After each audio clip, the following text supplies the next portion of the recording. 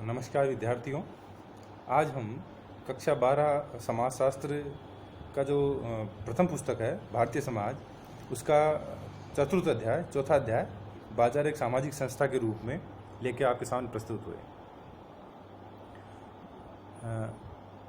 देखिए, मैंने पूर्व में विद्यार्थियों को अवगत कराया था कि हम एनसीईआरटी पुस्तक का बड़ा समग्रता से और पूर्ण रूपेण इसकी विवेचना करने का प्रयास कर रहे हैं। साथ ही साथ हम आसपास मतलब उस टॉपिक से संबंधित जो भी रिलेटिव चीज़ें हैं उसका अध्ययन करने का प्रयास भी कर रहे हैं। यही कारण है कि हमारे जो अध्याय हैं वो थोड़े बड़े बन रहे हैं और उनके भाग भी हम उनको ज़्यादा भाग में या ज़्यादा पार्ट में पढ़ पा रहे हैं। लेकिन हमारा इसका जो मूल उद्देश्य है वो हम यहाँ इससे पूर्ण करना चाहते हैं कि हम कोई भी ऐसी चीज़ नहीं छोड़ें जो विद्यार्थियों को परीक्षा में उपयोगी हो। इसलिए हमारे ये लेसन थोड़े बड़े बन रहे हैं, लेकिन मैं विद्यार्थियों से उम्मीद करता हूँ कि वो इसका लाभ उठा रहे होंगे। देखिए, अगर आपको ये हमारी कक्षाएं पसंद आ रही हैं तो आप लाइक ज़रूर करें, इनको शेयर करें अपने दोस्तों के साथ ही साथ सब्सक्राइब करें ताकि आपको समय समय पर नई वीडियो भी प्राप्त हो सके। और मूल बात, आप कमेंट सेक्शन में जाके कमेंट ज़रूर करें ताकि हमें पता रहे कि आप क्या इसमें परिवर्तन चाहते हैं या क्या इसमें आप बदलाव चाहते हैं या क्या इसमें आप और कुछ ऐड करवाना चाहते हैं। चलिए हम आज का अध्ययन प्रारंभ करते हैं।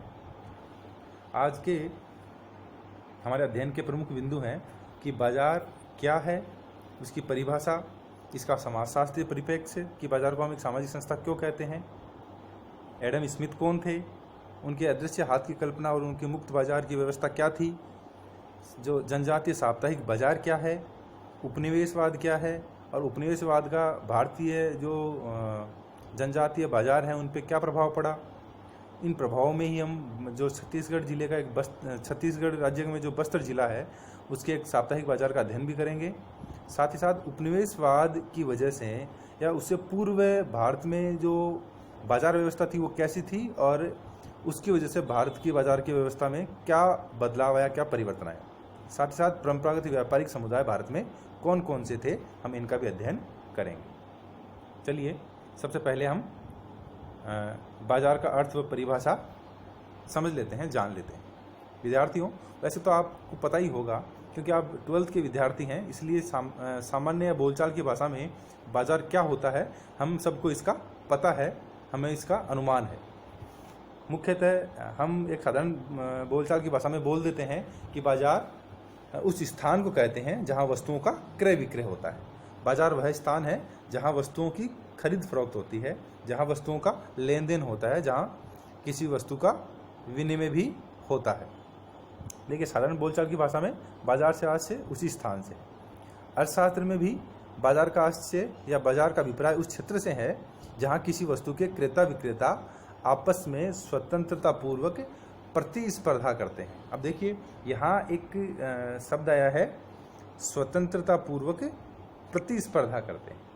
देखिए विद्यार्थियों, स्वतंत्रता पूर्वक प्रतिस्पर्धा करते हैं। अब स्वतंत्रता पूर्वक प्रतिस्पर्धा से क्या तात्पर्य है? यहाँ कहने का मतलब है कि अर्थशास्त्र में बाजार का तात्पर्य है कि जहाँ कोई क्रेता किसी वस्तु को जब खरीद रहा है और विक्रेता किसी वस्तु को बेच रहा है तो वो उसको खरीदने और बेचने के लिए स्वतंत्र है। उसे यह नहीं है कि उसको अपनी किसी वस्तु के लिए दूसरी वस्तु खरीदने की आवश्यकता ही है। वो मुद्रा के द्वारा वस्तु खरीद सकता है। साथ ही साथ उसको जहाँ जो चीज़ पसंद है, जिस भी विक्रेता से उसको चीज़ पसंद है वो उससे वो चीज़ खरीद सकता है। जहाँ उसको अपनी सुविधा लगती है वो उससे वो चीज़ खरीद सकता है। अपनी पसंद की चीज़ का वो चयन कर सकता है। तो स्वतंत्रतापूर्वक प्रतिस्पर्धा का मतलब यहाँ यही है। साथ ही साथ क्रेता और विक्रेता, मूलतः विक्रेता है यहाँ, वो आपस में प्रतिस्पर्धा करते हैं कि भाई मैं अपनी चीज़ कम लागत में और अच्छी चीज़ बेचना चाहता हूँ, तो उसके लिए वो जो भी प्रयास करते हैं या जो भी प्रतिस्पर्धा करते हैं वो बाजार के अंतर्गत ही आती है। अब देखिए, बाजार उस स्थिति विशेष को कहते हैं जिसमें द्रव्य के माध्यम से किसी वस्तु या वस्तुओं के लिए क्रेता विक्रेता परस्पर प्रतिस्पर्धा द्वारा सौदा तय करते हैं। जो बात हम ऊपर कर चुके हैं कि भाई यहाँ क्या है, द्रव्य के माध्यम से, द्रव्य का मतलब आप यहाँ मुद्रा ले सकते हैं कि मुद्रा के माध्यम से किसी वस्तु या सेवा के लिए क्रेता विक्रेता आपस में प्रतिस्पर्धा करके सौदा तय करते हैं। साथ ही साथ ऐसी बाजार स्थिति स्थानीय, राज्य स्तरीय, राष्ट्रीय स्तरीय या अंतर्राष्ट्रीय स्तर भी हो सकती है। कहने का तात्पर्य कि बाजार है वो स्थानीय बाजार भी हो सकता है, लोकल लेवल पे भी हो सकता है, किसी ज़िले का भी हो सकता है, किसी कस्बे का भी हो सकता है, किसी गांव का भी हो सकता है। साथ साथ वो प्रादेशिक या राज्य स्तरीय भी हो सकता है, किसी राज्य का भी हो सकता है, राज्य स्तर पे भी हो सकता है, राष्ट्रीय स्तर पे भी हो सकता है, जैसे पूरे भारत का कोई बाजार है वो भी हो सकता है, या फिर अंतर्राष्ट्रीय स्तर पे भी हो सकता है। जैसे सराफा बाजार है, अनाज बाजार है, या अनाज की मंडी है, वस्त्र बाजार है, सब्जियों का बाजार है, या कह सकते हैं कि समय समय पे हमारे यहाँ साप्ताहिक बाजार भी लगते हैं, या फिर भारत में मुंबई जैसे स्थानों के ऊपर जो बड़े शॉपिंग मॉल हैं उनमें बाजार लगते हैं।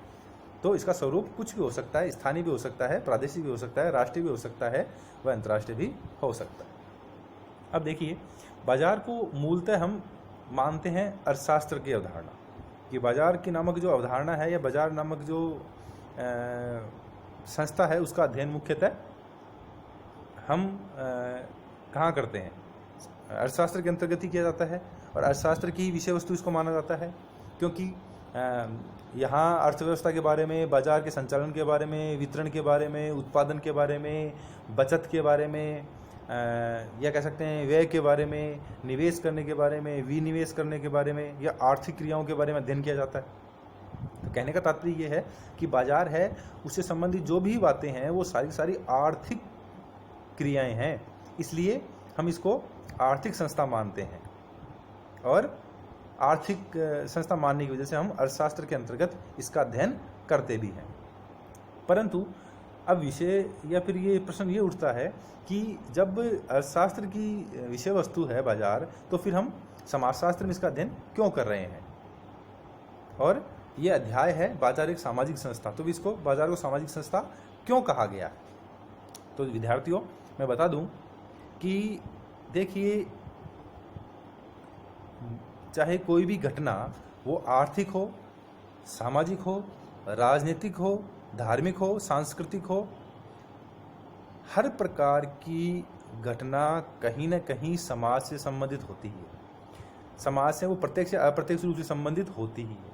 और मूल बात तो यही है कि जब हम मनुष्य समाज में रह रहे हैं, इसके अंदर जो भी घटनाएं घटित होंगी वो मनुष्य से संबंधित होंगी, और मनुष्य है वो समाज का हिस्सा ही है। इसलिए कहने का मतलब ये है कि कोई भी घटना समाज में, चाहे कोई भी घटना घटित हो रही है, वो कहीं ना कहीं एक सामाजिक घटना जरूर है, या फिर वो समाजशास्त्र से संबंधित जरूर है। अब देखिए, बाजार भी क्या है, एक सामाजिक संस्था है, क्योंकि ये जो आर्थिक क्रियाएं हैं इनका प्रभाव समाज पे भी पड़ता है। देखो, समाज अगर गरीब है, समाज अमीर है, समाज में पूंजीवादी अर्थव्यवस्था है, समाज में समाजवादी अर्थव्यवस्था है, समाज में मिश्रित अर्थव्यवस्था है, समाज में उत्पादन किस प्रकार से हो रहा है, समाज में समाज के अंदर कितने संसाधन उसको उपलब्ध हैं, ये सब बातें कहीं ना कहीं समाज को जरूर प्रभावित करती हैं, या समाज का ही एक हिस्सा हैं।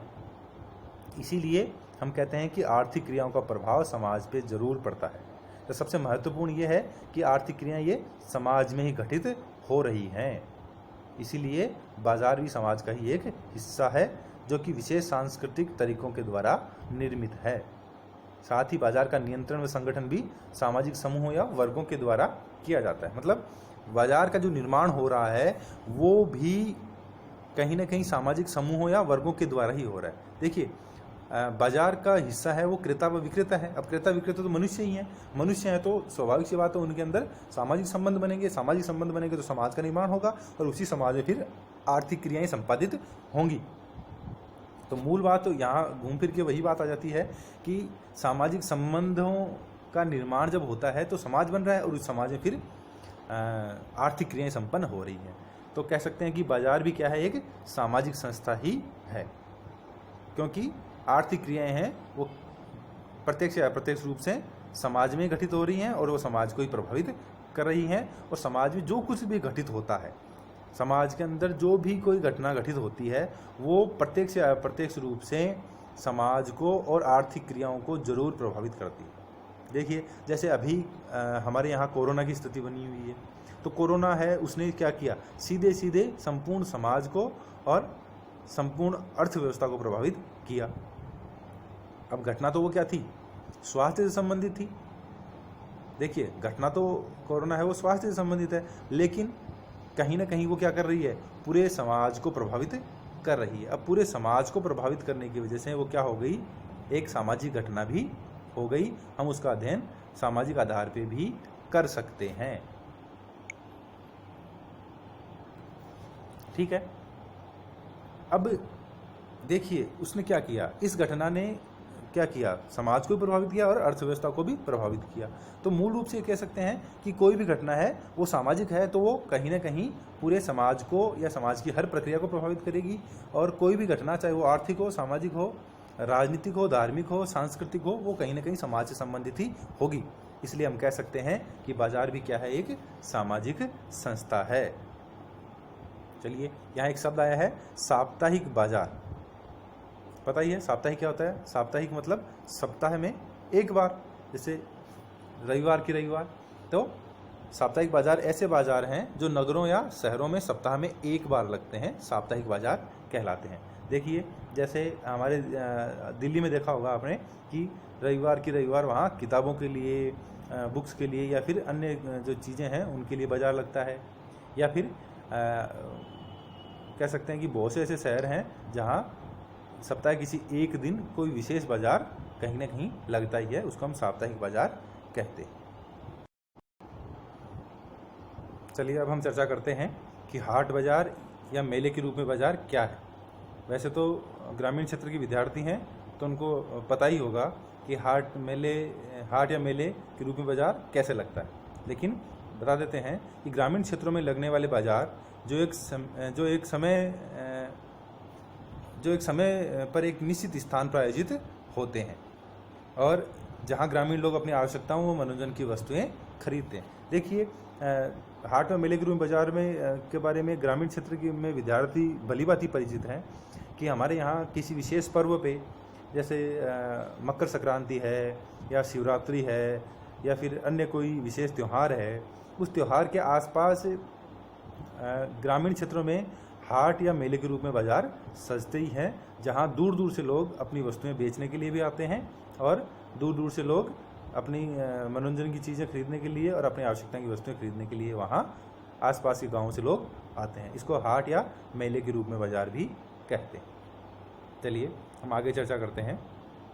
अब देखिए एडम स्मिथ, उसके अदृश्य हाथ की कल्पना तथा मुक्त बाजार के बारे में हम अध्ययन करेंगे।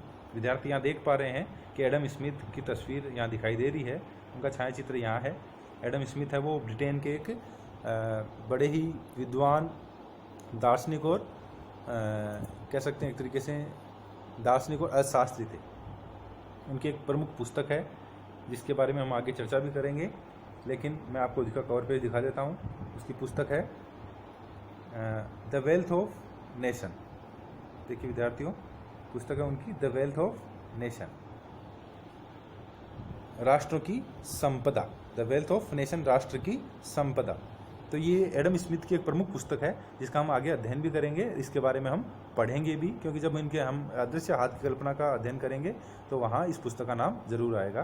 लेकिन विद्यार्थी ध्यान रखें कि एडम स्मिथ की पुस्तक का नाम है द वेल्थ ऑफ नेशन। देखिए अब हम चर्चा करते हैं एडम स्मिथ के बारे में थोड़ी सी, कि एडम स्मिथ है उनका जन्म है वो 1723 में 5 जून 1723 को ब्रिटेन में हुआ था। ब्रिटेन यानी इंग्लैंड में हुआ था।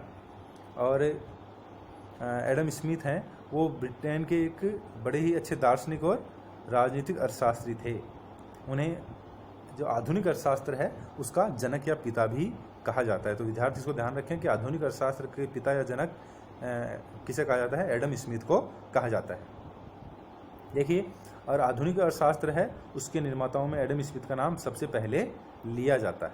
उनकी पुस्तक द वेल्थ ऑफ नेशन 1776 में जो प्रकाशित हुई थी, राष्ट्रों की संपदा। देखिए ये पुस्तक बड़ी ही इम्पोर्टेंट है, बहुत बार पूछी गई है इस पुस्तक के बारे में। तो विद्यार्थी ध्यान रखें कि 1776 में उनकी पुस्तक थी द वेल्थ ऑफ नेशन, राष्ट्रों की संपदा, जो उनकी एक प्रमुख पुस्तक थी। जिसमें उन्होंने अदृश्य हाथ की कल्पना के बारे में भी बताया था। देखिए, कार्ल मार्क्स हैं और से लेके जो डेविड रिकार्डो हैं, जो अनेक समाजशास्त्री या जो अर्थशास्त्री हुए हैं, वो उन्होंने एडम स्मिथ से प्रेरणा भी ली है और वो एडम स्मिथ से प्रभावित भी रहे हैं। साथ ही साथ एडम स्मिथ है वो मार्क्स, एंगल्स, माल्थस, जो माल्थस का जनसंख्या सिद्धांत हमने पढ़ा था पहले, मील, फ्राइड, ये ऐसे नाम हैं जो एडम स्मिथ के बारे में या उनके विचारों से बड़े ही प्रभावित हुए थे। और खुद एडम स्मिथ हैं वो अरस्तु से, जॉन्स लॉक से, होब्स से, हडसन से, ह्यूम से आदि से प्रभावित थे। अब देखिए, हम आगे चर्चा करते हैं कि एडम स्मिथ की जो अदृश्य हाथ की कल्पना है। देखिए विद्यार्थियों, यहाँ जो हमने एडम स्मिथ के बारे में पढ़ा है उसमें से 3-4 बातें हैं वो बड़े ही ध्यान रखने योग्य है कि एडम स्मिथ कौन थे, आधुनिक अर्थशास्त्र का जनक किसे कहा जाता है। साथ ही साथ एडम स्मिथ की जो पुस्तक है द वेल्थ ऑफ नेशन, उसके बारे में ध्यान रखें कि द वेल्थ ऑफ नेशन पुस्तक किसकी है। ये परीक्षाओं में बहुत बार पूछा गया है, तो आप उसको ध्यान रखें। फिर देखिए एडम स्मिथ की अदृश्य हाथ की कल्पना। अदृश्य हाथ जो दिखाई नहीं देता है, ऐसा हाथ जो दिखाई नहीं देता है। कैसा? मिस्टर इंडिया की तरह। मिस्टर इंडिया भी दिखाई नहीं देता था, वैसे ही ये अदृश्य हाथ। देखिए, बाजार अर्थव्यवस्था व्यक्तियों में आदान प्रदान या सौदे का एक लंबा क्रम है जो अपनी क्रमबद्धता के कारण से स्वयं एक कार्यशील व स्थिर व्यवस्था की स्थापना करता है। यह तब भी होता है जब करोड़ों के लेन देन में शामिल लोगों में से कोई भी व्यक्ति इसकी स्थापना का इरादा नहीं रखता। प्रत्येक व्यक्ति अपने लाभ को बढ़ाने की सोचता है। अब देखिए, यहाँ मूल बात क्या सामने आ रही है? यहाँ मूल बात यही सामने आ रही है कि बाजार है वो एक ऐसी व्यवस्था है, ऐसी क्रमबद्ध व्यवस्था है, ऐसी स्थिर व कार्यशील व्यवस्था है जहाँ वस्तुओं का आदान प्रदान होता है, जहाँ सौदे किए जाते हैं। अब ये जो सौदे किए जाते हैं, जो वस्तुओं का आदान प्रदान होता है, जो लेन देन होता है, उसका मूल उद्देश्य व्यक्ति का अपने लाभ को बढ़ाना है। मतलब कोई भी व्यक्ति जो बाजार के अंदर सौदे कर रहा है, लेन देन कर रहा है, या एक तरीके से करें कि क्रय विक्रय कर रहा है, उसका मूल उद्देश्य है अपने लाभ को बढ़ाना। उसका मूल उद्देश्य केवल यही है कि वो अपने लाभ को बढ़ाए, अधिक से अधिक लाभ प्राप्त कर सके। अब यहाँ उन सौदों को करने के पीछे उसका कोई भी उद्देश्य बाजार की स्थापना करना नहीं है। लेकिन क्या होता है कि जब वो व्यक्ति ऐसा करता है, जब व्यक्ति कोई भी लेन देन करता है, जब व्यक्ति अपने लाभ को बढ़ाने का प्रयास करता है, तो वो क्या करता है? सौदे करता है, क्रय विक्रय करता है, लेन देन करता है। तो इसकी वजह से क्या होता है कि अपने आप ही एक गतिशील और स्थिर व्यवस्था क्रिएट हो जाती है जो कि समाज के हित में होती है। अब देखिए, उद्देश्य क्या है? उद्देश्य है अपने लाभ को बढ़ाना। अब उद्देश्य अपने लाभ को बढ़ाना है, लेकिन इस अपने लाभ के उद्देश्य के चक्कर में व्यक्ति ऐसा कार्य कर देता है कि जो समाज के हित में भी होता है और स्वतः ही वो समाज के लिए लाभकारी बन जाता है। अब देखिए, जब व्यक्ति अपने लाभ के लिए कार्य कर रहा है तो उसमें क्या हो रहा है? अपने आप ही समाज का हित भी समाहित हो रहा है। तो ऐसा प्रतीत होता है, ऐसा लगता है कि कोई ना कोई एक अदृश्य बल है या अदृश्य शक्ति है जो व्यक्तियों की लाभ की जो प्रवृत्ति है उसको समाज के लाभ में परिवर्तित कर रही है। कि भाई ऐसा कुछ ना कुछ हो रहा है कि इंसान या मनुष्य है वो तो अपने लाभ के लिए बाजार की स्थापना कर रहा है, लेकिन वो बाजार स्वतः ही अपने आप ही समाज के हित में भी होता जा रहा है या समाज का हित भी उसमें समाहित होता जा रहा है। तो ये जो शक्ति है, एडम स्मिथ कहा कि ये जो हमें ऐसा आभास होता है कि कोई ना कोई ऐसा बल है, ऐसी शक्ति है जो लोगों का जो लाभ है उसको सामूहिक लाभ में या समाज के लाभ में या समाज के हित में परिवर्तित कर रहा है। इसी बल को उन्होंने अदृश्य हाथ कहा। समझ में आई कि भाई अदृश्य हाथ मतलब जो दिखाई नहीं दे रहा लेकिन फिर भी वो समाज के हित में है। व्यक्ति अपने लाभ के लिए कार्य कर रहा है, अपने लाभ के लिए वो बाजार का निर्माण कर रहा है, अपने लाभ के लिए वो क्रय विक्रय कर रहा है, अपने लाभ के लिए वो सौदे कर रहा है, और उसका इरादा क्या है? उसका इरादा है अपने लाभ को बढ़ाना, ना कि बाजार की स्थापना करना। लेकिन फिर भी वो जो चीज़ें हैं वो सारी समाज के हित में आ जाती हैं, समाज का हित उनमें समाहित हो जाता है। तो ये जो अपने आप ही समाज का हित समाहित हो रहा है, उस शक्ति को उसने अदृश्य हाथ कहा।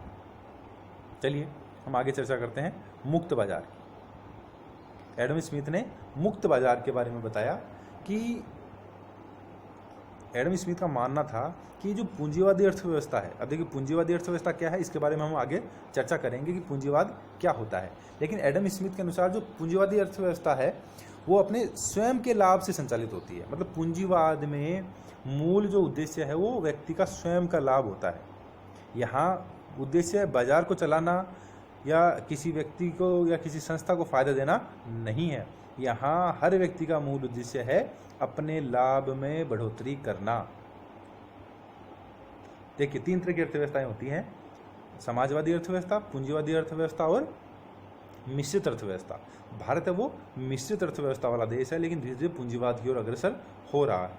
जबकि यूरोपीय देश है, अमेरिका है, ब्रिटेन है, फ्रांस है, वो क्या है, वो पूंजीवादी अर्थव्यवस्था वाले देश हैं। साथ ही साथ रूस और चाइना है वो समाजवादी अर्थव्यवस्था वाले देश हैं। ठीक है, समाजवादी अर्थव्यवस्था जहाँ उत्पादन की जो प्रणालियाँ हैं या उसके ऊपर पूरे समाज का अधिकार होता है और अधिक से अधिक सार्वजनिक क्षेत्र होता है। सरकार ही उत्पादन की प्रणालियों पे अपना अधिकार रखती है और पूरे समाज में पूरा समाज है वो उनका लाभ उठाता है।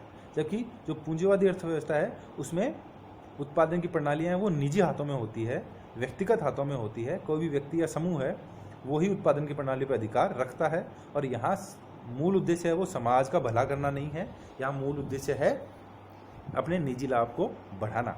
जबकि एक अर्थव्यवस्था जिसको भारत ने अपना रखा है मिश्रित अर्थव्यवस्था, जिसमें कुछ क्षेत्र तो हैं सार्वजनिक क्षेत्र के होते हैं या कुछ क्षेत्र हैं वो निजी क्षेत्र में शामिल होते हैं, जहाँ सरकार भी कुछ क्षेत्रों में अपनी हिस्सेदारी रखती है, साथ ही साथ लोगों को भी निजी क्षेत्र के अंदर काम करने की पूरी अनुमति होती है, जैसा भारत में है। जैसे हमारे यहाँ रेलवे है वो सार्वजनिक क्षेत्र में है, रोडवेज है वो सार्वजनिक क्षेत्र में है, लेकिन धीरे धीरे अब सभी को हम निजी क्षेत्र में शामिल करते जा रहे हैं और हम पूंजीवाद की तरफ अग्रसर हो रहे हैं। चलिए अब हम मुक्त बाजार की बात कर लेते हैं कि मुक्त बाजार के अंतर्गत प्रत्येक व्यक्ति या समूह केवल अपना अधिकतम लाभ देखता है, लेकिन क्या होता है, अब इस अधिकतम लाभ देखने के चक्कर में एडम स्मिथ ने कहा कि जब हम प्रत्येक व्यक्ति अपना अधिकतम लाभ देख रहा है तो सरकार क्या करे, सरकार इस अर्थव्यवस्था के अंतर्गत, पूंजीवादी अर्थव्यवस्था के अंतर्गत सरकार क्या करे, सरकार बाजार को फ्री छोड़ दे, बाजार को अकेला छोड़ दे। सरकार बाजार पे कोई भी नियंत्रण नहीं रखे, सरकार बाजार के ऊपर कम से कम नियंत्रण रखे, सरकार बाजार की गतिविधियों में कोई भी हस्तक्षेप ना करे या वो कार्य करने की स्वतंत्रता दे दे। ठीक है, जो पूंजीवादी अर्थव्यवस्था है उसमें हमने बात कही थी कि यहाँ जो उत्पादन की प्रणालियाँ हैं वो निजी हाथों में है। तो जब निजी हाथों में है तो जो लोग हैं या जो निजी कंपनियां हैं या निजी व्यक्ति है वो चाहता है कि सरकार है वो खुले बाजार की नीति को अपनाए, मुक्त बाजार की नीति को अपनाए, वो बाजार में कोई हस्तक्षेप नहीं करे, वो बाजार को अकेला छोड़ दे, वो बाजार में कार्य करने की लोगों को छूट दे, वो कोई भी ऐसे नियम कायदे कानून नहीं बनाए जिससे सरकार का नियंत्रण उस पर स्थापित हो सके। स्मिथ ने खुले बाजार और व्यापार का समर्थन किया कि ऐसा बाजार जो किसी प्रकार के राष्ट्र या अन्य रोकथाम से मुक्त हो, कि कोई भी राज्य सरकार है, केंद्र सरकार है, वो उस पर किसी भी प्रकार की पाबंदी नहीं लगाए, उनको पूरी स्वायत्तता हो अपने क्षेत्र में काम करने के लिए। इसे ही मुक्त बाजार की व्यवस्था कहा गया है, खुले बाजार की व्यवस्था कहा गया है। जो फ्रांसीसी शब्द है या फ्रांसीसी भाषा में इसको लेस एंड फेयर, जो मुक्त बाजार उसको लेस एंड फेयर भी कहा जाता है, जिसका अर्थ है बाजार को अकेला छोड़ दिया जाए, उसके ऊपर सरकार द्वारा कोई भी नियंत्रण या शासन या सत्ता द्वारा कोई भी नियंत्रण स्थापित नहीं किया जाए, कोई भी हस्तक्षेप नहीं किया जाए, कोई भी ऐसी नीति नहीं बनाई जाए कि वो नीतियाँ हों वो बाजार के अंदर हस्तक्षेप करती।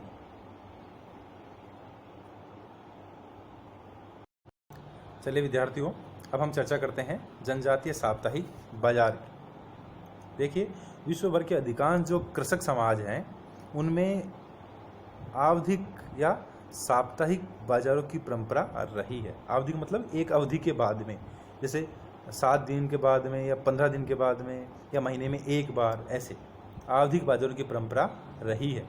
और ये जो आवधिक बाजार हैं वो जनजातीय संस्कृति या जो कृषि जनित संस्कृति है या जो कृषक संस्कृति है उसकी उसको प्रदर्शित करती हैं, उसकी द्योतक हैं। अधिकांशतः कृषक समाजों में यही देखा गया है कि ये जो आवधिक बाजार हैं या जो साप्ताहिक बाजार हैं वो लगते हैं, लोग वहाँ वस्तुओं का लेन देन करते हैं, मनोरंजन आदि करते हैं। अब देखिए, ग्रामीण भारत में समय अंतरालों पर विशिष्ट बाजार या मंडियां लगती है, जैसे पशु बाजार, काठ बाजार, शिल्प बाजार, कृषि यंत्र बाजार। देखिए, इसका मतलब क्या है कि ग्रामीण भारत में आज भी, कि भारत में अब तो पूंजीवाद का बड़ा प्रचार प्रसार हो गया है, बाजार भी बड़े विकसित हो गए हैं, अब तो बाजार भी ऑनलाइन चलने लग गए हैं, बड़े बड़े शॉपिंग मॉल हो गए हैं, फिर भी आज भी हमारे यहाँ परंपरागत रूप से विशिष्ट बाजार या मंडियाँ लगती हैं, जहाँ पशु खरीदे या बेचे जाते हैं। जैसे हम आगे चर्चा करेंगे, पुष्कर के अंदर आज भी कार्तिक पूर्णिमा को वहाँ बहुत बड़ा जो पशु बाजार लगता है। लोग वहाँ मनोरंजन के लिए आते हैं, लोग वहाँ ऊँट बेचने के लिए आते हैं, लोग वहाँ अपने जो पशु बेचने के लिए आते हैं। काठ बाजार है, शिल्प बाजार है, कृषि यंत्र बाजार है। ऐसे बाजार हैं जो समय समय पे साल में एक बार, साल में 2 बार या महीने में 1 बार ऐसे भारत में लगते ही रहते हैं। लेकिन अधिकांशतः आजकल ऐसे देखे जाते हैं कि कुछ विशेष अवसरों पे या मेलों के समय है ये बाजार जरूर लगते हैं। अब देखिए, साप्ताहिक बाजार है वो वस्तुओं के विनिमय व परस्पर सामाजिक व्यवहार स्थापित करने वाली एक प्रमुख संस्था है। ये जो साप्ताहिक बाजार हैं, यहाँ वस्तुओं का विनिमय भी होता है, साथ ही साथ सामाजिक संबंध भी स्थापित होते हैं। देखिए, यहाँ ये जो जनजातीय साप्ताहिक बाजार है उसके बारे में अध्ययन करने का मूल उद्देश्य या उसको समझने का मूल उद्देश्य यही है कि ये वस्तु विनिमय तो कर ही रहे हैं हम यहाँ वस्तुओं की लेन देन, खरीद फरोख्त तो हो ही रही है, या तो द्रव्य के रूप में या मुद्रा के रूप में, या फिर वस्तु विनिमय के रूप में, वस्तु के बदले वस्तु या सेवा के बदले सेवा, या सेवा के बदले वस्तु या वस्तु के बदले सेवा। देखिए, विनिमय, आगे वस्तु विनिमय के बारे में हम आगे पढ़ेंगे, चर्चा करेंगे, लेकिन विनिमय का मतलब होता है आदान प्रदान। वस्तु के बदले वस्तु दी जा सकती है, वस्तु के बदले सेवा भी दी जा सकती है, सेवा के बदले सेवा भी ली जा सकती है, सेवा के बदले वस्तु भी आदान प्रदान किया जा सकता है। लेकिन जो साप्ताहिक बाजार हैं उनका उद्देश्य केवल व केवल वस्तु विनिमय नहीं है, इनका मूल उद्देश्य है सामाजिक संबंध स्थापित करना, सामाजिक व्यवहार स्थापित करना। देखिए, जो जनजातीय लोग हैं वो अपने सामाजिक संबंधों को बढ़ाने के लिए, अपने रिश्तेदारों नातेदारों से मिलने के लिए, अपने कह सकते हैं कि अपने लड़के लड़कियों की शादी के लिए, उनके संबंध करने के लिए, अपने नातेदारों से मिलने के लिए, मनोरंजन करने के लिए, आपस में बातचीत करने के लिए वो इन साप्ताहिक बाजारों का हिस्सा होते हैं या इन साप्ताहिक बाजारों में भाग लेते हैं। तो यहाँ मूल उद्देश्य केवल वस्तु विनिमय या बाजार के द्वारा केवल लेन देन ही नहीं है, यहाँ मूल उद्देश्य वस्तु विनिमय के साथ साथ सामाजिक संबंधों का निर्माण भी करना है और अपने सामाजिक उद्देश्यों की पूर्ति भी करना है। देखिए, इन साप्ताहिक जो बाजार हैं इनमें जो स्थानीय लोग हैं वो अपनी कृषि की जो उपज है, जो अपना धान है, अपना गेहूं है, अपनी जो अन्य उत्पादन है वो लाके बेचते हैं। साथ ही साथ जो जनजातियों के अंदर, जो वन के अंदर जो जनजातियाँ रहती हैं वो वनों में जो उत्पादन करती हैं, रबड़ है, फल फ्रूट है, इन सब या जो अपनी उपज है वो यहाँ लाके बेचती है। और साथ ही साथ यहाँ जो बाहर से आए व्यापारी हैं वो इनसे ये चीज़ें खरीदते हैं, और इन व्यापारियों के पास जो चीज़ें होती है वो यहाँ के लोग अपनी आवश्यकता के अनुसार उनसे खरीदते हैं। फिर जो साहूकार हैं, व्यापारी हैं, वो इन चीज़ों को आगे कस्बों या नगरों में भी बेच देते हैं। अब देखिए, केवल यहाँ हम एक चीज़ समझें कि ये जो साप्ताहिक बाज़ार है, ये जो जनजातीय बाज़ार है वो अपने आप में ही एक छोटी सी संस्था के रूप में या सामाजिक संस्था के रूप में कार्य करता है। यहाँ हर प्रकार का व्यक्ति आता है, यहाँ लोग अपना सामान बेचने के लिए आते हैं, यहाँ साहूकार जो लोग हैं वो ऋण देने के लिए भी आते हैं, वो इनसे वन का उत्पादन या जो कृषि का उत्पादन है वो खरीदने के लिए भी आते हैं, वो यहाँ लेन देन करने भी आते हैं। साथ ही साथ लोग यहाँ बातचीत करने के लिए भी आते हैं, लोग यहाँ अपना मनोरंजन करने के लिए भी आते हैं, लोग यहाँ अपने लड़के लड़कियों के लिए संबंध देखने के लिए भी आते हैं, लोग यहाँ अपने नातेदारों से मिलने के लिए भी आते हैं। तो अपने आप में ये एक छोटा सा कह सकते हैं कि सामाजिक संस्था ही बन जाती है, जहाँ हर प्रकार का व्यक्ति है वो भागीदार बनता है। तो जो जनजातीय साप्ताहिक बाजार हैं वो केवल लेन देन के लिए ही स्थापित नहीं होते हैं, यहाँ सामाजिक संबंधों की या सामाजिक उद्देश्यों की पूर्ति भी की जाती है। अब चलिए हम बात करते हैं उपनिवेशवाद और साप्ताहिक बाजार। अब देखिए, वो जो हम पहले चर्चा कर रहे थे वो हम चर्चा कर रहे थे जनजातीय बाजारों की, जो कि आज़ादी से पूर्व भी या भारत में अंग्रेजों के शासनकाल से पूर्व भी ऐसी व्यवस्थाएं चलती थी, आज के समय भी चलती हैं, लेकिन ये अब व्यवस्थाएं अत्यंत कम हो गई हैं। ऐसे साप्ताहिक बाजार अब आजकल जनजातीय बाजार बहुत कम लगते हैं। केवल जो बहुत आदिवासी इलाके हैं वहीं ऐसी व्यवस्था या साप्ताहिक बाजारों की व्यवस्था पाई जाती है। अब देखिए, उपनिवेशवाद ने इन साप्ताहिक बाजारों में क्या बदलाव किया। जैसे ही अंग्रेज भारत में आए, उन्होंने भारत को अपना उपनिवेश बनाया, तो उसके पश्चात अंग्रेजों ने वनों से लाभ प्राप्त करने के लिए या वनों की उपज या वनों का जो के अंदर जो संसाधन थे उनका उपयोग करने के लिए, अपने लाभ के लिए उन्होंने क्या किया, जनजातीय क्षेत्रों को सड़कों से जोड़ दिया। उनका ये प्रयास था कि सड़कों के माध्यम से जो वनों के अंदर जो उत्पादन हो रहा है, जो लकड़ी है, जो कह सकते हैं मसाले है, या जो रबड़ है, या जो अफीम है, इन सब चीज़ों को, या कह सकते हैं कि मसालों को, इन सब चीज़ों को वो क्या करें, सड़क के द्वारा अधिक से अधिक उनको वो प्राप्त कर सकें और विदेश में भेज सकें, इंग्लैंड भेज सकें। इसलिए उन्होंने अपने लाभ के लिए इन जनजातीय क्षेत्रों में सड़कें बिछाई और मार्ग बनाए जंगलों के अंदर। लेकिन क्या हुआ, इन्होंने अपने लाभ के लिए इनका निर्माण किया, लेकिन इन्होंने हमारे जो वन क्षेत्र थे या जो आदिवासी इलाके थे उनको धीरे धीरे नष्ट कर दिया, क्योंकि इन क्षेत्रों में बाहरी जो हस्तक्षेप है वो अधिक होने लग गया और बाहर के लोगों ने यहाँ के अपना अतिक्रमण कर लिया। देखिए, जनजाति क्या होती है, ये हम पिछले अध्याय में पढ़ चुके हैं कि जनजाति वे लोग हैं जो पहाड़ियों, जंगलों या कंदराओं में रहते हैं, जिनकी अपनी एक अलग संस्कृति होती है। लेकिन अब क्या हुआ, उपनिवेश काल के दौरान जब अंग्रेज भारत में आए तो उन्होंने जब सड़कों का निर्माण किया, इनको डेवलप करने का काम किया इन क्षेत्रों को, तो उसकी वजह से बाहरी हस्तक्षेप अधिक बढ़ गया, बाहरी अतिक्रमण अधिक हो गया। तो इनकी जो संस्कृति थी, इनकी जो कल्चर थी, वो भी धीरे धीरे खत्म होने लग गई। साथ ही साथ इनका जो जंगलों के ऊपर प्रभाव था या जो अधिकार था वो भी खत्म होने लग गया। ये धीरे धीरे ये लोग क्या, साहूकारों और जो ऋणदाता हैं उनके चुंगल में फंसते चले गए। और सबसे बड़ी जो दिक्कत इन जनजातीय क्षेत्रों में हुई वो ये हुई कि वन उत्पादनों को लोग हैं वो बाहर ले जाके बेचने लग गए। जो पहले जो वन उत्पादन थे वो साप्ताहिक बाजार के द्वारा लोग अपने आपस में ही लेन देन कर लेते थे या बाहरी हस्तक्षेप बहुत कम था। लेकिन अब शहरों से ये जनजातीय क्षेत्र जुड़ गए, जिसकी वजह से इनका जो वन का उत्पादन था वो सारा शहरों में भेजा जाने लग गया। साथ ही साथ जो माल इंग्लैंड में या शहरों के अंदर निर्मित हो रहा था वो माल अब धीरे धीरे इन जनजातीय क्षेत्रों में बेचा जाने लग गया। मतलब ये जो जनजातीय क्षेत्र हैं वो आपूर्ति का एक साधन बन गए कि अधिक से अधिक इनका शोषण करो, यहाँ से वन उत्पादन प्राप्त करो, यहाँ से मसाले प्राप्त करो, यहाँ से रबड़ प्राप्त करो, यहाँ से पटसन प्राप्त करो, यहाँ से जो जड़ी बूटियाँ वो प्राप्त करो। और यहाँ फिर शहरों में जो भी चीज़, जैसे कपड़े निर्माण हो रहे हैं, खिलौने निर्माण हो रहे हैं, प्लास्टिक का सामान जो बन रहा है, वो सब चीज़ें लाके इन्होंने यहाँ इन जनजातीय क्षेत्रों में डालना प्रारंभ कर दिया, इनके बाज़ारों में बेचना प्रारंभ कर दिया। जिसकी वजह से क्या हुआ कि मशीनों का जो बना हुआ माल है वो इन बाज़ारों में अब अधिक मात्रा में बेचा जाने लग गया। अब इसका एक दुष्प्रभाव ये भी हुआ उपनिवेशवाद का कि जो जनजातीय क्षेत्र हैं, इन क्षेत्रों के अंदर जो संसाधन थे उनके ऊपर बाहरी लोगों ने अतिक्रमण कर लिया, उन क्षेत्रों को खरीद लिया, उन भूमियों को खरीद लिया, वहाँ कोयला निकालने लग गए, वहाँ तेल निकालने लग गए, वहाँ जो संसाधन थे या जो खनिज पदार्थ थे उनको निकालने लग गए। और वहीं के जो जनजातीय लोग हैं उनको वो मजदूरी के रूप में या मजदूर के रूप में या श्रमिक के रूप में काम में लेने लग गए।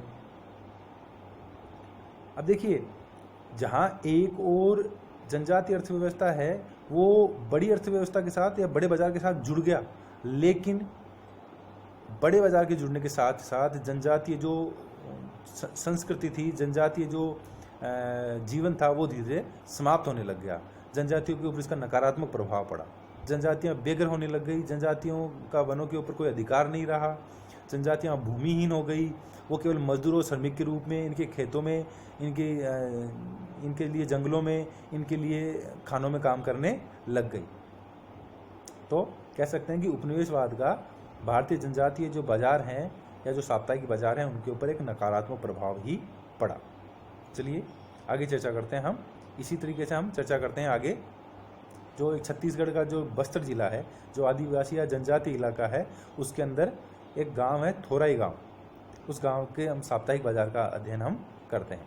देखिए, जो बस्तर जिला है वो छत्तीसगढ़ राज्य में स्थित है, जहाँ गोंड जनजाति पाई जाती है।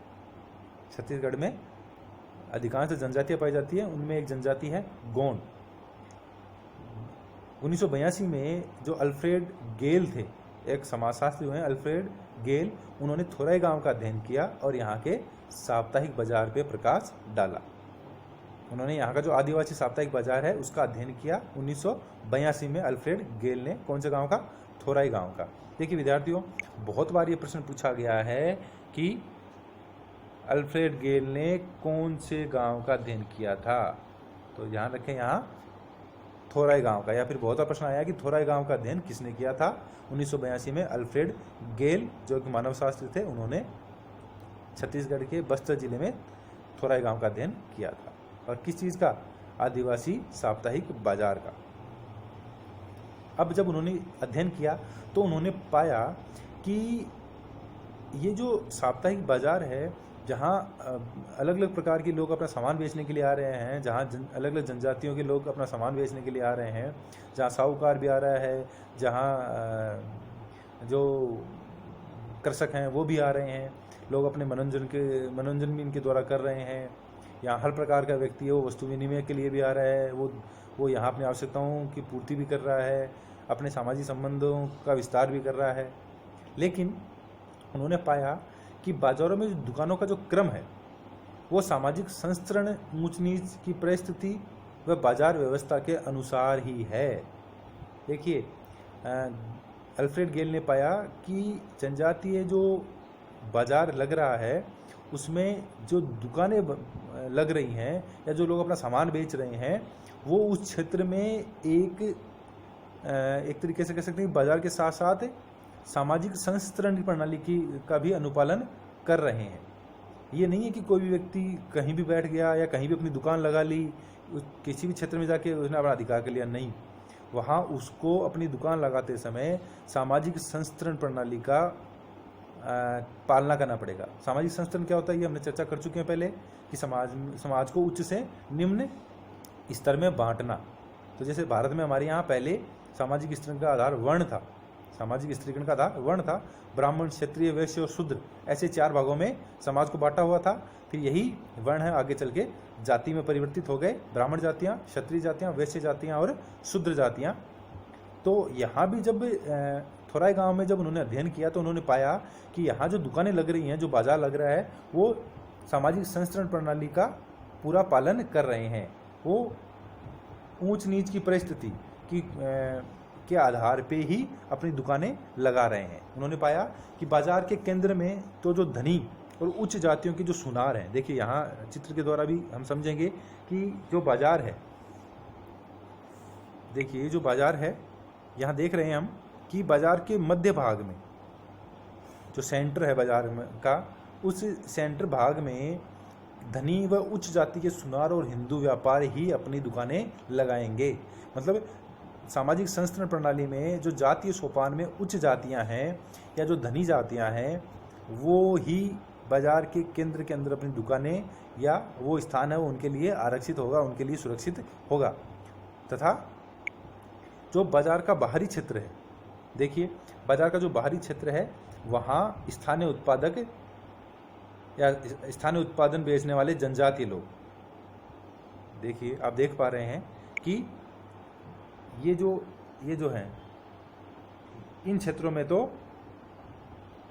जो जनजातीय लोग हैं, स्थानीय जो लोग हैं, जो अपने वन का उत्पादन है या जो कृषि का उत्पादन है वो बेचने के लिए आते हैं, वो अपनी दुकानें लगाते हैं। और मध्य के अंदर धनी व उच्च जाति के सुनार हैं या हिंदू व्यापारी हैं, वो अपना दुकान लगाते हैं, अपना व्यापार करते हैं। तो अल्फ्रेड गेल ने पाया कि इन जनजातीय बाजारों में आज भी जाति आधारित जो संस्कृत प्रणाली है उसकी पालना की जाती है। चलिए आगे हम अध्ययन करते हैं उपनिवेशवाद से पूर्व तथा उपनिवेशवाद में जाति आधारित बाजार। चलिए विद्यार्थियों, अब हम पढ़ते हैं उपनिवेश काल से पूर्व तथा उपनिवेशी काल के दौरान जो जाति आधारित बाजार है वो भारत में किस प्रकार से था। देखिए, हमें पता है कि ग्रामीण भारत है वो एक आत्मनिर्भर समाज था। हमें पता है कि भारत है वो सदैव से ही ग्रामीण अर्थव्यवस्था वाला देश रहा है, लेकिन साथ ही साथ ग्रामीण अर्थव्यवस्था होने के साथ साथ वो हमारा जो समाज है वो आत्मनिर्भर समाज भी रहा है। मतलब हम हमारी आवश्यकताओं की पूर्ति है वो हमारे उस ग्रामीण क्षेत्र के अंदर ही कर लेते हैं। अधिकांश तो जो ग्रामीण समाज है वो आत्मनिर्भर समाज रहा है। अब देखिए, गांवों की जो व्यवस्था है वो वस्तु विनिमय पर आधारित होती थी तथा मुद्रा का प्रचलन नहीं था। उपनिवेश काल से पूर्व भारत में वस्तु विनिमय, आगे हम पढ़ेंगे कि वस्तु विनिमय क्या है, नीचे बताऊंगा मैं आपको कि वस्तु विनिमय क्या है। वस्तु के बदले वस्तु देना, जैसे किसी को गेहूं की आवश्यकता है, उसके पास बाजरा अधिक है तो वो बाजरा दे देगा और गेहूं ले लेगा। जैसे किसी के पास गेहूं अधिक है, उसको किसी अन्य चीज़ की आवश्यकता है तो वो अपना गेहूं दे देगा और उससे वो वस्तु ले लेगा। तो जिसकी जो सी आवश्यकता है वो उसी प्रकार की वस्तु का विनिमय कर देगा। तो ऐसी व्यवस्था हमारे गाँवों में, हमारे ग्रामीण क्षेत्रों में संचालित थी और यहाँ मुद्रा का प्रचलन नहीं था। द्रव्य जैसी या मुद्रा जैसी कोई चीज़ नहीं पाई जाती थी। अब देखिए, उपनिवेशवाद से पूर्व, अंग्रेजों के भारत में आने से पूर्व भारत में सघन व उच्च दर्जे का व्यापार विद्यमान था। और यहाँ हमारे यहाँ की जो सिल्क है, हमारे यहाँ का जो सूती कपड़ा है, उसकी पूरी दुनिया में बहुत बड़ी मांग थी। देखिए, सिल्क रूट हमने कभी अगर मौका मिला तो हम इसके बारे में पढ़ेंगे, सिल्क रूट के बारे में, कि पूरी दुनिया के अंदर भारत की जो सिल्क थी, जिसको मलमल बोलते थे, उस मलमल का भारत वो सबसे बड़ा उत्पादक व निर्यातक था और उसकी बहुत मांग थी। तो जो पाकिस्तान, अफ़गानिस्तान, ईरान, इराक, इन क्षेत्रों से होते हुए पूरी दुनिया के अंदर हमारा जो सिल्क है वो जाता था। साथ ही साथ सूती कपड़े, इनकी भारत के सूती कपड़ों की मांग भी बहुत ज़्यादा विदेशी बाज़ारों में थी। इसीलिए हमारा जो हथकरघा उद्योग है वो बड़ा ही कह सकते हैं कि एक उन्नत उस समय का एक व्यापार था। हथकरघा उद्योग बड़ी अपनी प्रगति पे या उन्नत स्थिति में था। साथ ही साथ भारत के जो मसाले हैं, भारत से जो पटसन है, भारत से जो तम्बाकू है, या कह सकते हैं कि इन सब के मामले में भारत शीर्ष पे था। सबसे अधिक भारत के मसालों की मांग थी। काली मिर्च, लौंग, इलायची, कह सकते हैं कि चाय, इन सब चीज़ों की, साथ साथ अफीम, तंबाकू, इनकी मांग पूरी दुनिया में भारत से ही की जाती थी। और भारत का जो मसाले हैं वो दुनिया में उच्च कोटि के मसाले माने जाते थे। साथ ही साथ यूरोपीय देशों में भारतीय माल की मांग बहुत अधिक थी। और यहाँ जो हमारे जो बाज़ार थे, जाति आधारित बाज़ार थे, उनमें महाजन और साहूकार भी शामिल थे। ये जो साहूकार हैं, ये जो महाजन हैं, वो किसानों से सामान खरीदते, किसानों से सिल्क खरीदते, किसानों से माल खरीदते, और जब दूसरे देशों के व्यापारी भारत में आते उनके साथ व्यापार करते और उनका वस्तुओं का आदान प्रदान करते। तो कृषकों के बीच में महाजन और साहूकार विद्यमान थे, जो कि दूसरे विदेशों से आए हुए व्यापारियों के साथ व्यापार करते थे। और उस समय में वस्तु विनिमय, जो हमारा जो साहूकार जो वस्तुओं का या माल का लेन देन करते थे, उसके भुगतान के लिए विनिमय के बिल या हुंडी, देखिए हुंडी क्या है, विनिमय का बिल क्या है, या यह मैं आपको आगे बताऊंगा कि विनिमय के बिल या हुंडी के द्वारा उसका भुगतान किया जाता था। व्यापारी जो समुदाय हैं कि भारत में कोई व्यापारी है, अगर दक्षिण भारत का व्यापारी है, वो उत्तर भारत में आया, उसने यहाँ से कोई सामान खरीदा, तो उसके बदले में उसको विनिमय का बिल दिया जाता था या फिर हुंडी दी जाती थी, जिसको वो अपने क्षेत्र में जाके वहाँ के व्यापारियों को देता था और उसके बदले में उसको उसकी जो राशि थी या जो वस्तु थी वो प्राप्त हो जाती थी। इसके बारे में हम आगे चर्चा करेंगे। अब देखिए, यहाँ एक समझने की बात है कि भारत का जो परंपरागत जो व्यापारिक समुदाय है वो सदैव से ही कौन रहा है? वैश्य वर्ण से संबंधित रहा है। देखिए 4 वर्ण थे, ब्राह्मण, क्षत्रिय, वैश्य और शूद्र। तो जो वैश्य वर्ण बताया गया है वो व्यापार करने वाला या वाणिज्यिक गतिविधियों में शामिल होने वाला वर्ग बताया गया है या वर्ण बताया गया है। तो भारत में अधिकांश जो व्यापारिक समुदाय थे वो बनिया या वैश्य थे, पारसी थे, सिंधी थे, बोहरा थे और जैन थे। देखिए विद्यार्थियों, भारत का जो परंपरागत जो व्यावसायिक समुदाय है वो यही था, या तो वैश्य वर्ग से संबंधित था, या जैन थे, या पारसी थे, सिंधी थे या बोहरा थे। यही लोग थे जो अधिकांशतः व्यापारिक गतिविधियों में शामिल थे। यहाँ एक नोट करने वाली बात ये भी है कि हमारे यहाँ जो नमक का व्यवसाय थे, उपनिवेश काल में जो नमक का व्यवसाय था वो इन वर्गों के द्वारा न करके जो बंजारा, जो घुमक्कड़ है एक तरीके से, जो बंजारा जनजाति है उनके लोगों के द्वारा किया जाता था। तो ये अपने आप में एक अपवाद है कि हमारे यहाँ जो नमक का व्यवसाय है वो बंजारा जनजाति के द्वारा विशेषतः उस समय उपनिवेशी काल में किया जाता था। देखिए, पारंपरिक जो व्यापारिक समुदाय है वो जातियों की, जो परंपरागत व्यापारिक समुदाय व जातियाँ हैं उनकी अपनी बैंक और कर्ज की व्यवस्था थी।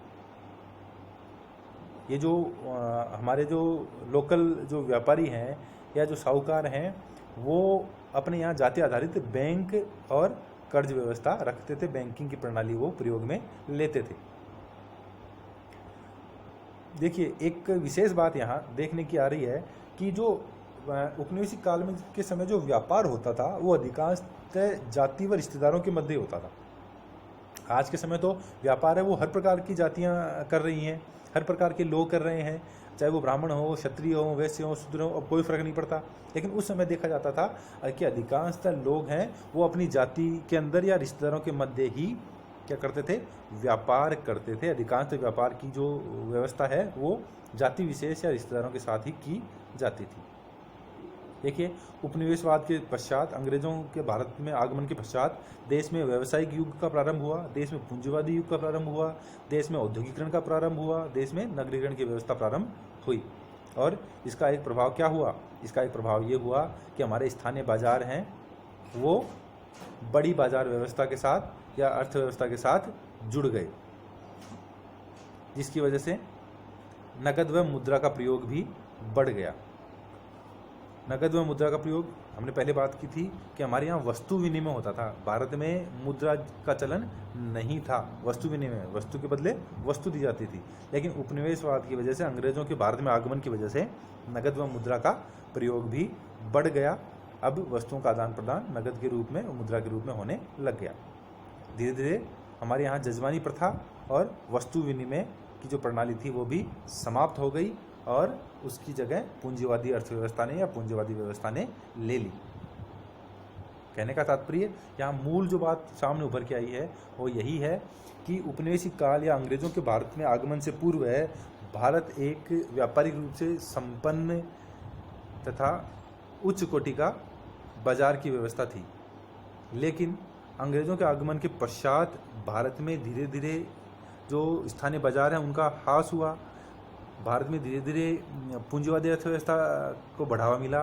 भारत में धीरे धीरे जो वस्तु विनिमय है वो समाप्त हो गया और जजमानी प्रथा समाप्त हो गई, जिसका नुकसान हमारे स्थानीय साहूकारों और कृषकों और जातियों के जो व्यापारी हैं उनको उठाना पड़ा।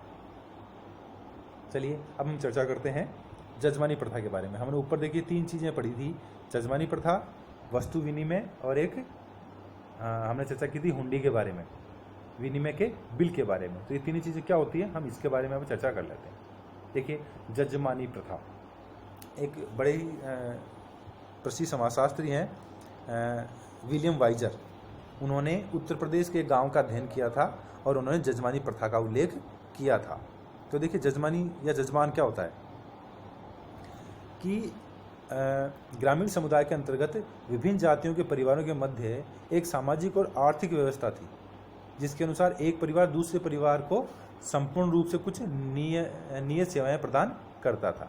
देखिए, जातियों के मध्य आपस में ऐसी अंडरस्टैंडिंग थी, जातियों के मध्य एक ऐसी आर्थिक व सामाजिक व्यवस्था थी कि जिस जाति का जो कार्य था वो अपने उस सेवा या अपने उस उत्पादन को दूसरी जाति को प्रदान करती थी, और दूसरी जाति है वो उसकी आवश्यकताओं की पूर्ति करती थी। जैसे मान लीजिए कि कुम्हार है, तो कुम्हार मटके बनाने का कार्य करता है, तो कुम्हार अपने मटके बना के किसको देगा? कृषक को देगा। कृषक कुम्हार को क्या देगा? उसके बदले में उसकी आवश्यकता की पूर्ति, मतलब उसके लिए अनाज की व्यवस्था वो कर देगा। तो जाति आधारित एक व्यवस्था थी जिसके अंतर्गत एक जाति है वो दूसरी जाति के साथ एक व्यवस्था क्रिएट करती थी जिससे उनको उनकी आवश्यकताओं की पूर्ति होती थी। अब देखिए, जैसे कर्मकांड संपन्न करवाना, नाई का कार्य करना, कृषि हेतु मजदूरी करना, ये सब कार्य विभिन्न जातियों द्वारा दूसरी जातियों के लिए किए जाते थे, और दूसरी जातियां वो उनकी आवश्यकताओं की पूर्ति भी करती थी। और भुगतान सामान्यतः नगद की अपेक्षा फसल के एक नियमित भाग के रूप में किया जाता था। देखिए, जजमानी प्रथा यही थी कि दो जातियों के बीच में अंडरस्टैंडिंग थी कि एक जाति सेवाएं प्रदान करेगी और दूसरी जाति उसकी आवश्यकताओं की पूर्ति करेगी। तो जो जाति सेवाएं प्रदान करती थी वो जजमानी या कामीन कहलाती थी, और जो जाति संरक्षक या सेवाएं लेती थी वो जजमान कहलाती थी। देखिए, ये जो व्यवस्था थी बड़ी ही अच्छी व्यवस्था थी जिसके अंतर्गत विभिन्न जातियों ने आपस में तालमेल बना रखा था, एक अपनी व्यवस्था स्थापित कर रखी थी। अब आगे बात करते हैं वस्तु विनिमय की। हमने पहले ही बता दिया कि किसी वस्तु या सेवा के बदले दूसरी वस्तु या सेवा का लेन देन है वो वस्तु विनिमय कहलाता है। जैसे गाय के बदले 10 बोरी गेहूँ। देखिए, किसी व्यक्ति के पास गेहूँ है, उसे मैंने कहा कि बाजरे की आवश्यकता है, तो वो क्या करेगा? अपना गेहूँ उस व्यक्ति को दे देगा जिसके पास बाजरा है, और उस व्यक्ति से बाजरा ले लेगा जिसके पास, उस व्यक्ति से वो बाजरा ले लेगा और उसको गेहूँ दे देगा। मतलब वस्तु के बदले वस्तु या सेवा के बदले वस्तु। देखिए, यहाँ दो बातें हैं, वस्तु के बदले वस्तु, वस्तु के बदले सेवा, सेवा के बदले सेवा, सेवा के बदले वस्तु। तो किसी एक वस्तु या सेवा के बदले दूसरी वस्तु या सेवा का लेन देन क्या कहलाता है? वस्तु विनिमय कहलाता है। भारत में मुद्रा के चलन से पहले वस्तु विनिमय ही हुआ करता था। एक और यहाँ अवधारणा है विनिमय का बिल या हुंडी। देखिए, जब भारत में उपनिवेशिक काल से पूर्व जो व्यवस्था थी उसके अंतर्गत दक्षिण भारत के व्यापारी उत्तर भारत में जाके व्यापार करते थे, उत्तर भारत के व्यापारी दक्षिण भारत में जाते थे, पूर्वोत्तर भारत में जाते थे, या पाकिस्तान तक, अफगानिस्तान तक, कंधार तक वो लोग जाते थे, या जो चीन के व्यापारी हैं वो भारत में आते थे। तो उस समय एक प्रकार का बिल या पर्ची होती थी, हुंडी, जिसके द्वारा क्रेता विक्रेता व्यापारी को लिखित रूप में किसी निश्चित राशि का भुगतान निश्चित समय पर करने का वचन देता था। मतलब क्रेता ने कोई चीज़ खरीदी तो वो क्या करेगा? जो बेचने वाला व्यक्ति है उसको लिखित रूप में एक पर्ची देगा। जैसे मैं हूँ, मैंने कोई चीज़ खरीदी तो मैं एक पर्ची किसको दूंगा? विक्रेता या जो दुकानदार है या जिससे मैंने साहूकार से सामान लिया उसको मैं दे दूंगा, और वो साहूकार है वो अपने स्थान पे या जहाँ का वो निवासी है वहाँ जाके वो उस हुंडी के द्वारा या उस विनिमय बिल के द्वारा वो विनिमय बिल जो मेरा जो रिश्तेदार है या जो मेरा नातेदार है उसको दे देगा, और उसके बदले में उसको उसकी जो आवश्यक चीज़ है जो या उसका जो मूल्य है वो प्राप्त हो जाएगा। देखिए, ऊपर हमने पढ़ा था कि भारत में परंपरागत रूप से जाति के आधार पर, नातेदारी के आधार पर व्यवसाय होता था। तो जिन उत्तर भारतीय जो लोग थे उनके रिश्तेदार दक्षिण भारत में भी रहते थे, या उनके रिश्तेदार हैं वो अन्य राज्यों में भी या अन्य देशों में जाके भी व्यापार करते थे। तो यहाँ से किसी ने कोई चीज़ खरीदी तो उसको हुंडी या जो विनिमय का बिल दिया गया, तो उस व्यापारी ने अपने स्थान पे जाके उस विनिमय के बिल का प्रयोग कर लिया, उसको तुरंत उस मूल्य को देने की आवश्यकता नहीं थी। इससे क्या होता था कि रास्ते के अंदर या जो मार्ग था वो बहुत लंबा होता था, तो उस मार्ग में कोई उनको लूट नहीं ले व्यापारी को, या उसके साथ कोई गलत हरकत नहीं हो जाए, इसकी वजह से उनको विनिमय का बिल या हुंडी दी जाती थी, और संपूर्ण भारत में इन हुंडियों को स्वीकार किया जाता था। चलिए आशा करता हूँ आज का ये जो अध्याय है वो आपको समझ में आया होगा। इस अध्याय की कुछ और बातें बची हैं जो हम भाग 2 में पढ़ेंगे। तब तक के लिए आप सभी का बहुत बहुत धन्यवाद। अगर आपको ये वीडियो पसंद आई है तो आप कमेंट्स करें, लाइक करें, शेयर करें और सब्सक्राइब ज़रूर करें। बहुत बहुत धन्यवाद।